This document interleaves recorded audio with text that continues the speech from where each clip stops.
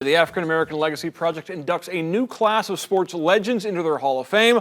Well, the class of 2020 missed out on their weekend due to the pandemic, so that class of 10 legends is now the class of 2021 and will be honored in August.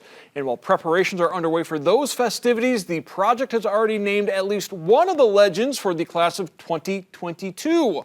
Former All-Pro football player Rick Upchurch, who just happened to be back in Toledo this week, is understandably emotional about the upcoming honor. I'm thankful. God is good. And for the committee and Robert Smith and everyone to think that highly of me, to go in, I am honored and thankful, and I'll wear that boy with all the gleam in all the world. I honestly will, no doubt. I'm thankful. The Springfield graduate was a wide receiver and return specialist for the Denver Broncos from 1975 to 83, earning 4 Pro Bowl nods and 5 times selected as an All-Pro. He's now enjoying the retired life. What am I up to now? You know what? I'm a retired guy right now. I'm retired and enjoying my family, enjoying my wife. You know, I live with my mother-in-law and that whole deal. She's 99 years old and getting ready to turn 100, so we spend a lot of time with her and make sure she's okay and get a lot of information from her. But I'm out in Las Vegas now, live in Las Vegas, and just enjoying life, enjoying retirement and doing what I want to do when I want to do it. I do have family back here. My mother, she's still here. My brothers and sisters still live here, and tons of friends and cousins and all of those folks are still here in Toledo. Well, you know, I love coming back home. The legacy program, African American Legacy Program that's here right now, with all of the African American ball players that have come out of here, and the legacy that we have here with baseball and football and those type of things. This is awesome, and I am so glad that Robert Smith and the rest of the committee and everyone is doing this.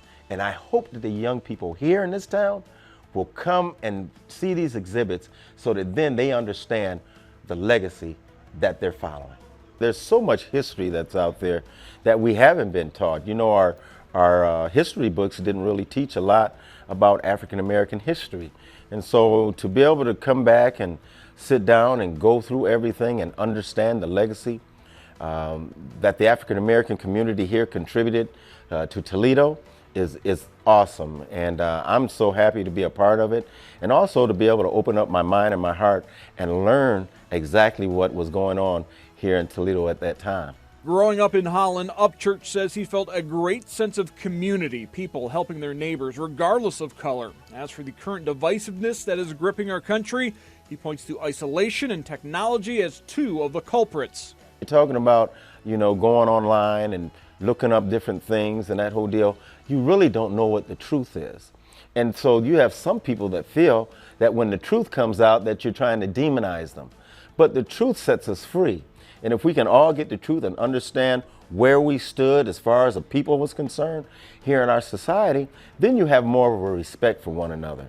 And another thing that we don't do, we don't sit down and talk about it. And if we do sit down and talk about it, then all of a sudden you have anger and you have disruption in that whole deal. It's not about anger. It's not pointing the finger at anyone. It's about us in our country, which was an idea about being diverse and understanding one another so that we can move forward as a society. Following his playing days, Upchurch coached high school football and remains connected to the game as he emulates those who helped him.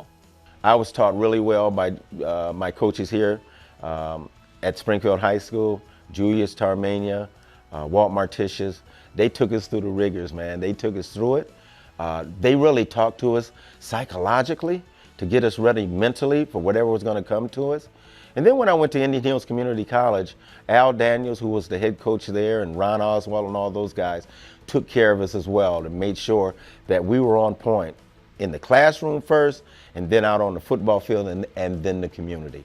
So for me, it was just a flow from high school to college and then to the professional level.